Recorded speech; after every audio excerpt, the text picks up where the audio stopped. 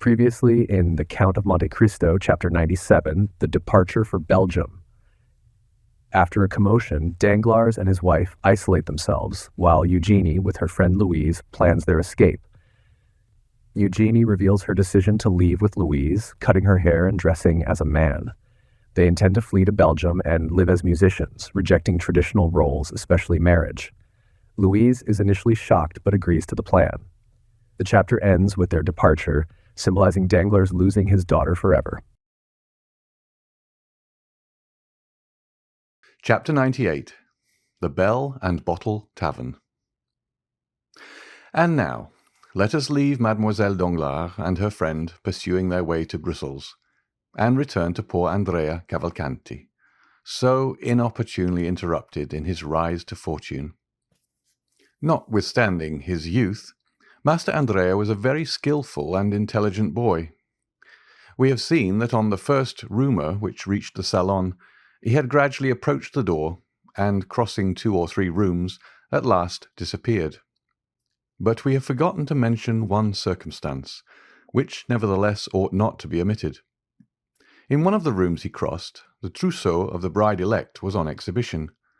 There were caskets of diamonds, cashmere shawls, Valenciennes lace, English veilings, and in fact all the tempting things, the bare mention of which makes the hearts of young girls bound with joy, and which is called the corbeille. Now, in passing through this room, Andrea proved himself not only to be clever and intelligent, but also provident, for he helped himself to the most valuable of the ornaments before him. Furnished with this plunder, Andrea leapt with a lighter heart from the window, intending to slip through the hands of the gendarme. Tall and well-proportioned as an ancient gladiator, and muscular as a Spartan, he walked for a quarter of an hour without knowing where to direct his steps, actuated by the sole idea of getting away from the spot where, if he lingered, he knew that he would surely be taken. Having passed through the Rue Mont Blanc, guided by the instinct which leads thieves always to take the safest path, he found himself at the end of the Rue Lafayette. There he stopped, breathless and panting. He was quite alone. On one side was the vast wilderness of the Saint-Lazare.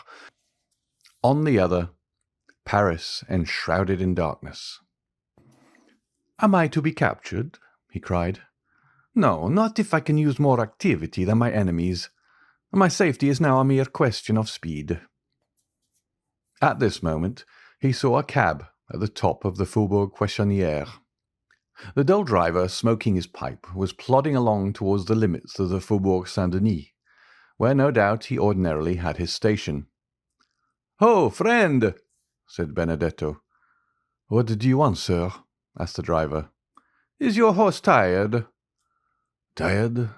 Oh, yes, tired enough. He has done nothing the whole of his blessed day.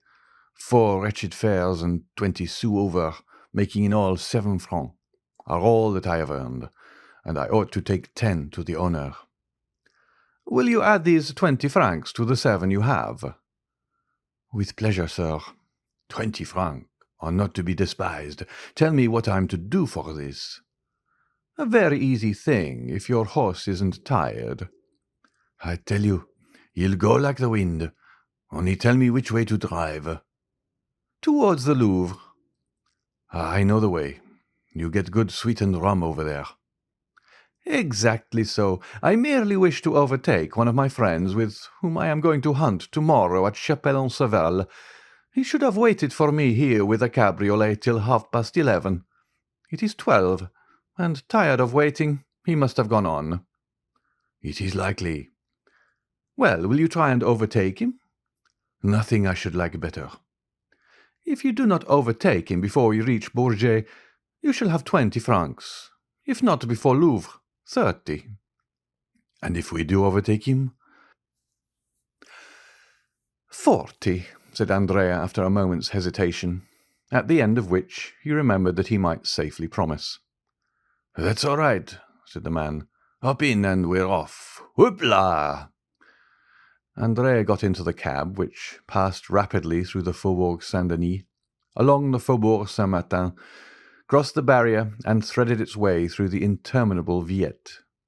They never overtook the chimerical friend, yet Andrea frequently inquired of people on foot whom he passed, and at the inns which were not yet closed, for a green cabriolet and bay horse, and as there are a great many cabriolets to be seen on the road to the Low Countries, and as 9/10 of them are green, the inquiries increased at every step. Every one had just seen it pass. It was only 500, 200, 100 steps in advance. At length they reached it, but it was not the friend. Once the cab was also passed by a calash, rapidly whirled along by 2 post-horses. "Ah," said Cavalcanti to himself, "if I only had that britska, those 2 good post-horses, and above all the passport that carries them on." And he sighed deeply. The calash contained Mademoiselle Danglars and Mademoiselle d'Armilly. "Hurry, hurry," said Andrea. "We must overtake him soon." And the poor horse resumed the desperate gallop it had kept up since leaving the barrier, and arrived steaming at Louvres. "Certainly," said Andrea. "I shall not overtake my friend, but I shall kill your horse. Therefore I had better stop. Here are 30 francs. I will sleep at the Red Horse, and will secure a place in the first coach. Good night, friend." And Andrea, after placing 6 pieces of 5 francs each in the man's hand, leapt lightly onto the pathway. The cabman joyfully pocketed the sum, and turned back on his road to Paris. Andrea pretended to go towards the Red Horse Inn, but after leaning an instant against the door, and hearing the last sound of the cab, which was disappearing from view, he went on his road, and with a lusty stride soon traversed the space of 2 leagues. Then he rested. He must be near Chapelle-en-Serval, where he pretended to be going. It was not fatigue that stayed Andrea there. It was that he might form some resolution, adopt some plan. It would be impossible to make use of a diligence, equally so to engage post-horses. To travel either way a passport was necessary.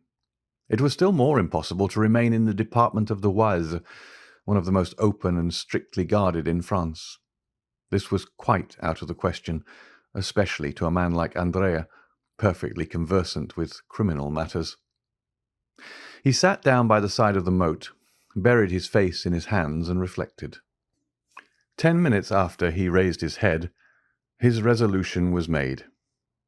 He threw some dust over the top-coat, which he had found time to unhook from the antechamber, and button over his ball costume, and going to Chapelle-en-Serval, he knocked loudly at the door of the only inn in the place.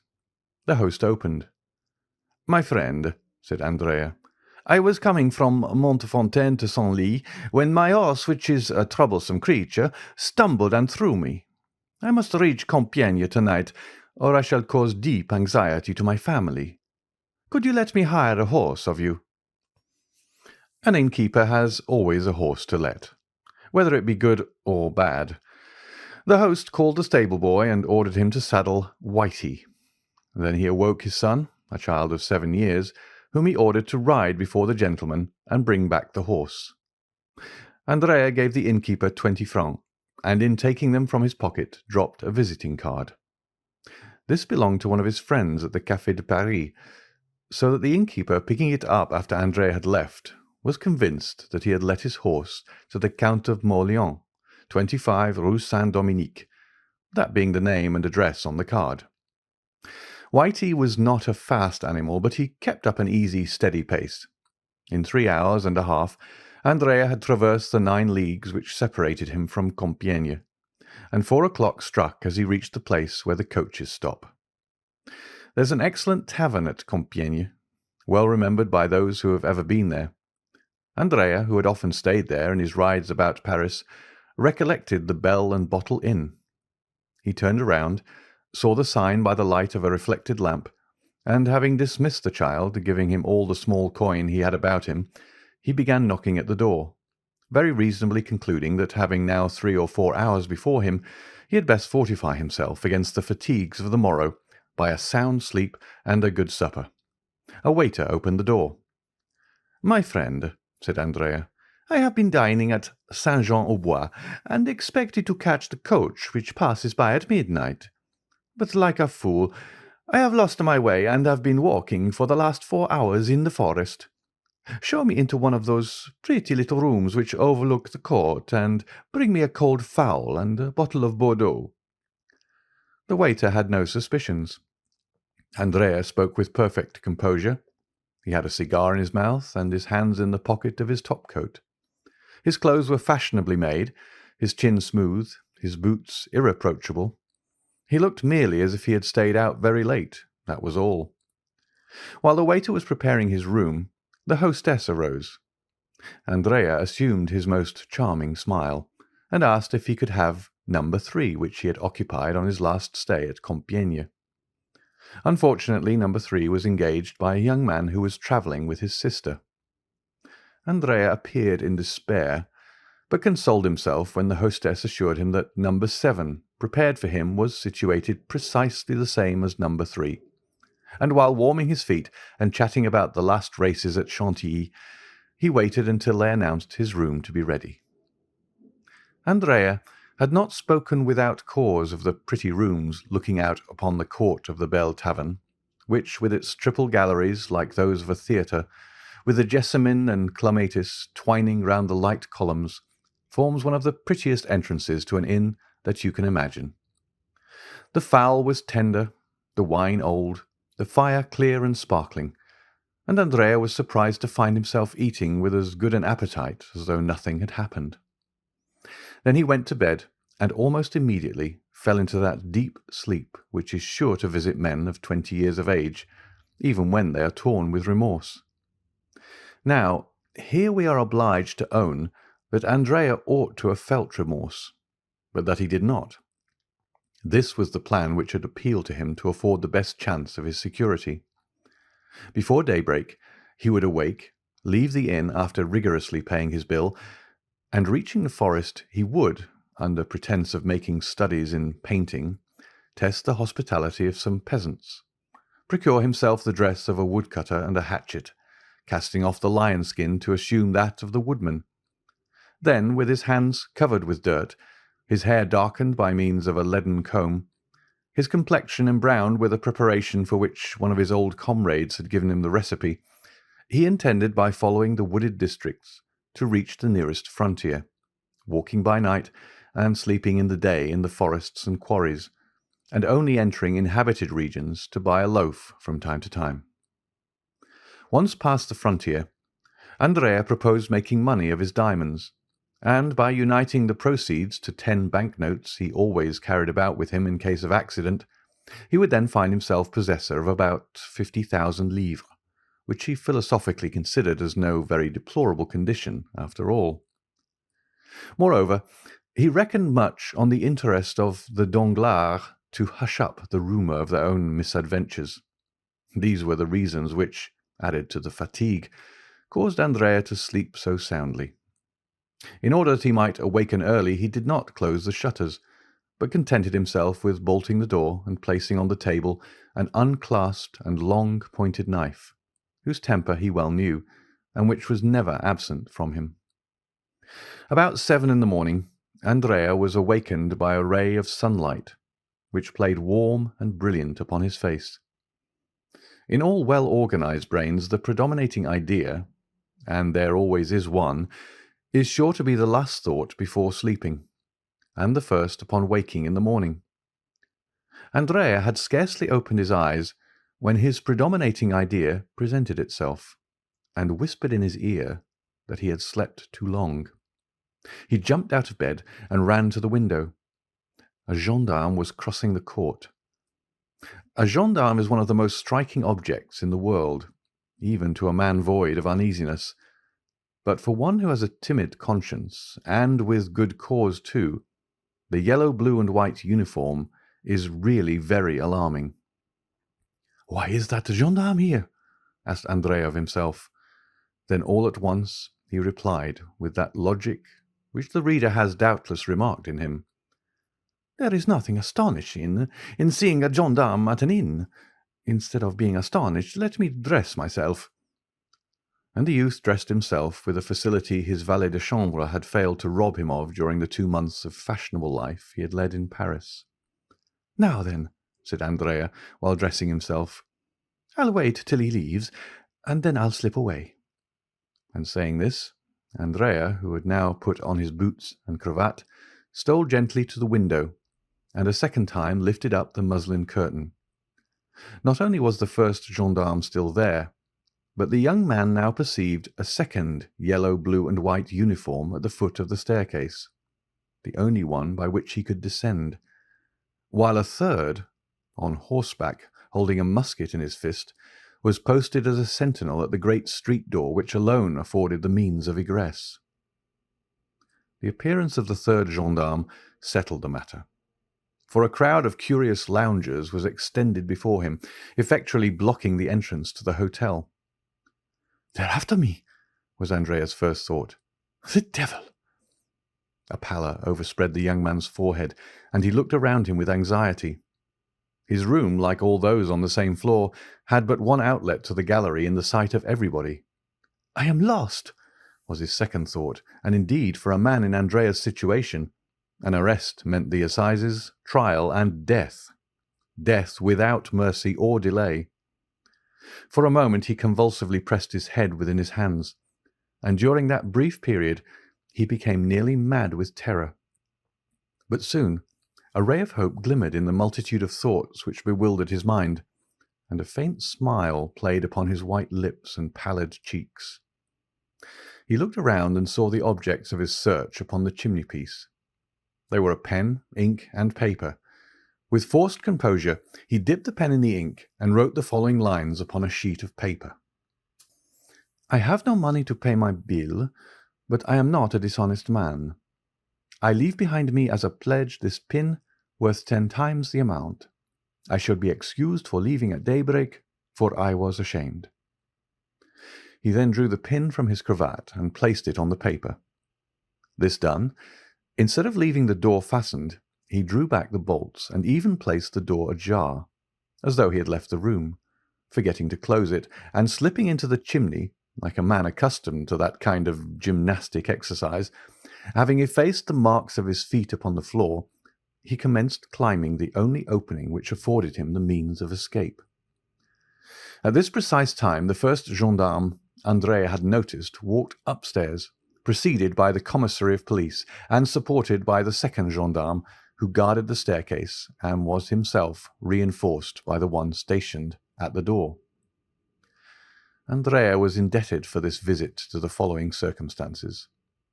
At daybreak the telegraphs were set at work in all directions, and almost immediately the authorities in every district had exerted their utmost endeavours to arrest the murderer of Caderousse. Compiègne, that royal residence and fortified town, is well furnished with authorities, gendarmes, and commissaries of police. They therefore began operations as soon as the telegraphic dispatch arrived, and the Bell and Bottle being the best-known hotel in the town, they had naturally directed their first inquiries there.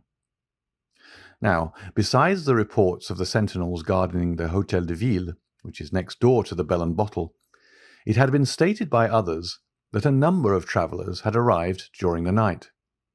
The sentinel, who was relieved at 6 o'clock in the morning, remembered perfectly that just as he was taking his post, a few minutes past 4, a young man arrived on horseback, with a little boy before him. The young man, having dismissed the boy and horse, knocked at the door of the hotel, which was opened, and again closed after his entrance. This late arrival had attracted much suspicion, and the young man being no other than Andrea, the commissary and gendarme, who was a brigadier, directed their steps towards his room. They found the door ajar. "Oh no," said the brigadier, who thoroughly understood the trick. "A bad sign to find the door open. I would rather find it triply bolted." And indeed the little note and pin upon the table confirmed or rather corroborated the sad truth. Andrea had fled. We say corroborated because the brigadier was too experienced to be convinced by a single proof. He glanced around, looked in the bed, shook the curtains, opened the closets, and finally stopped at the chimney. Andrea had taken the precaution to leave no traces of his feet in the ashes, but it still was an outlet, and in this light was not to be passed over without serious investigation. The brigadier sent for some sticks and straw, and having filled the chimney with them, set a light to it. The fire crackled and the smoke ascended like the dull vapour from a volcano. But still no prisoner fell down, as they expected. The fact was that Andrea at war with society ever since his youth was quite as deep as a gendarme, even though we were advanced to the rank of brigadier, and quite prepared for the fire. He'd climbed out on the roof and was crouching down against the chimney-pots. At one time he thought he was saved, for he heard the brigadier exclaim in a loud voice to the two gendarmes, "He is not here!" But venturing to peep, he perceived that the latter, instead of retiring, as might have been reasonably expected upon this announcement, were watching with increased attention. It was now his turn to look about him. The Hôtel de Ville, a massive 16th-century building, was on his right. Anyone could descend from the openings in the tower and examine every corner of the roof below, and Andrea expected momentarily to see the head of a gendarme appear at one of these openings. If once discovered, he knew he would be lost, for the roof afforded no chance of escape. He therefore resolved to descend, not through the same chimney by which he had come up, but by a similar one conducting to another room. He looked around for a chimney from which no smoke issued, and having reached it, he disappeared through the orifice without being seen by anyone. At the same minute, one of the little windows of the Hôtel de Ville was thrown open, and the head of a gendarme appeared. For an instant it remained motionless as one of the stone decorations of the building. Then, after a long sigh of disappointment, the head disappeared.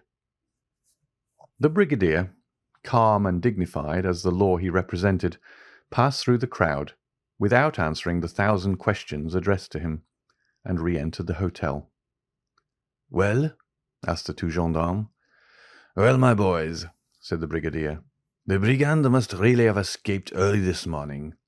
But we will send to the Villers-Cotterêts and Noyon roads and search the forest, when we shall catch him, no doubt." The honourable functionary had scarcely expressed himself thus, in that intonation which is peculiar to brigadiers of the gendarmerie, when a loud scream, accompanied by the violent ringing of a bell, resounded through the court of the hotel. "Ah, what is that?" cried the brigadier. "Some traveller seems impatient," said the host. "What number was it that rang?" "Number 3. Run, waiter." At this moment the screams and ringing were redoubled. "Ah," said the brigadier, stopping the servant. "The person who is ringing appears to want something more than a waiter. We will attend upon him with a gendarme. Who occupies numéro 3? "The little fellow who arrived last night in a post-chaise with his sister, and who asked for an apartment with 2 beds. The bell here rang for the 3rd time, with another shriek of anguish. "Follow me, Monsieur Commissary," said the brigadier. "Tread in my steps." "Wait an instant," said the host. "Numéro 3 has 2 staircases, inside and outside." "Good," said the brigadier. "I will take charge of the inside one. Are the carbines loaded?" "Yes, brigadier." "Well, you guard the exterior, and if he attempts to fly, fire upon him. He must be a great criminal from what the telegraph says." The brigadier, followed by the commissary, disappeared by the inside staircase, accompanied by the noise which his assertions respecting Andrea had excited in the crowd. This is what had happened. Andrea had very cleverly managed to descend 2/3 of the chimney, but then his foot slipped, and notwithstanding his endeavours, he came into the room with more speed and noise than he intended. It would have signified little had the room been empty, but unfortunately it was occupied. 2 ladies, sleeping in one bed, were awakened by the noise, and fixing their eyes upon the spot whence the sound proceeded, they saw a man. One of these ladies, the fair one, uttered those terrible shrieks which resounded through the house, while the other, rushing to the bell-rope, rang with all her strength. Andrea, as we can see, was surrounded by misfortune. "For pity's sake," he cried, pale and bewildered, without seeing whom he was addressing. "For pity's sake, do not call assistance. Save me. I will not harm you." "Andrea, the murderer!" cried one of the ladies. "Eugenie! Mademoiselle Danglars!" exclaimed Andrea, stupefied. "Help! Help!" cried Mademoiselle d'Armilly, taking the bell from her companion's hand and ringing it yet more violently. "Save me! I am pursued!" said Andrea, clasping his hands. "For pity, for mercy's sake, do not deliver me up!" "It is too late. They are coming," said Eugenie. "Well, conceal me somewhere. You can say you were needlessly alarmed. You can turn their suspicions and save my life." The two ladies, pressing closely to one another, and drawing the bedclothes tightly around them, remained silent to this supplicating voice, repugnance and fear taking possession of their minds. "Well, be it so," at length said Eugenie. "Return by the same road you came, and we will say nothing about you, unhappy wretch." "Here he is!" cried a voice from the landing. "Here he is! I see him!" The brigadier had put his eye to the keyhole and had discovered Andrea in a posture of entreaty. A violent blow from the butt-end of the musket burst open the lock. Two more forced out the bolts, and the broken door fell in. Andrea ran to the other door, leading to the gallery, ready to rush out. But he was stopped short, and he stood with his body a little thrown back, pale and with the useless knife in his clinched hand. "Fly, then!" cried Mademoiselle d'Armilly, whose pity returned as her fears diminished. "Fly!" "Or kill yourself," said Eugenie in a tone which a vestal in the amphitheatre would have used when urging the victorious gladiator to finish his vanquished adversary. Andrea shuddered, and looked on the young girl with an expression which proved how little he understood such ferocious honour.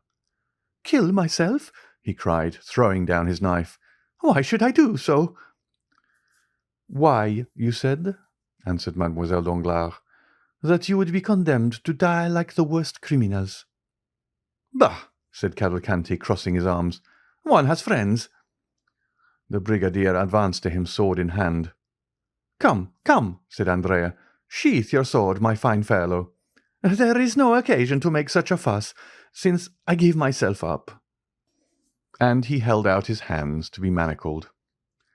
The girls looked with horror upon this shameful metamorphosis, the man of the world shaking off his covering and appearing as a galley slave. Andrea turned towards them, and with an impertinent smile asked, "Have you any message for your father, Mademoiselle Danglars? For in all probability I shall return to Paris." Eugenie covered her face with her hands. "Oh-ho!" said Andrea. "You need not be ashamed, even though you did post after me. Was I not nearly your husband?" And with this raillery, Andrea went out, leaving the two girls a prey to their own feelings of shame and to the comments of the crowd. An hour after, they stepped into their calash, both dressed in feminine attire. The gate of the hotel had been closed to screen them from sight, but they were forced, when the door was open, to pass through a throng of curious glances and whispering voices. Eugenie closed her eyes, but though she could not see, she could hear, and the sneers of the crowd reached her in the carriage. "Oh, why is not the world a wilderness?" she exclaimed, throwing herself into the arms of Mademoiselle d'Armilly, her eyes sparkling with the same kind of rage which made Nero wish that the Roman world had but one neck, that he might sever it at a single blow. The next day they stopped at the Hôtel de Flandre at Brussels. The same evening, Andrea was incarcerated in the conciergerie. End of chapter 98.